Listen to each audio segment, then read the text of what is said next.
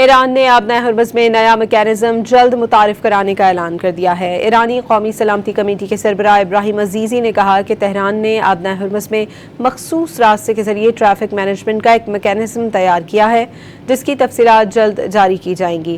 اس منصوبے کے تحت خصوصی خدمات کے عوض فیس وصول کی جائے گی۔ صرف وہ تجارتی جہاز اور فریق اس سہولت سے فائدہ اٹھا سکیں گے جو ایران کے ساتھ تعاون کریں گے۔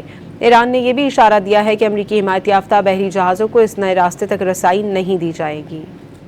ایران نے آبنۂ ہرمز میں نیا میکینزم جلد متعارف کرانے کا اعلان کر دیا ہے۔ ایرانی قومی سلامتی کمیٹی کے سربراہ ابراہیم عزیزی نے کہا کہ تہران نے آبنۂ ہرمز میں مخصوص راستے کے ذریعے ٹریفک مینجمنٹ کا ایک میکینزم تیار کیا ہے، جس کی تفصیلات جلد جاری کی جائیں گی۔ اس منصوبے کے تحت خصوصی خدمات کے عوض فیس وصول کی جائے گی۔ صرف وہ تجارتی جہاز اور فریق اس سہولت سے فائدہ اٹھا سکیں گے جو ایران کے ساتھ تعاون کریں گے۔ ایران نے یہ بھی اشارہ دیا ہے کہ امریکی حمایت یافتہ بحری جہازوں کو اس نئے راستے تک رسائی نہیں دی جائے گی۔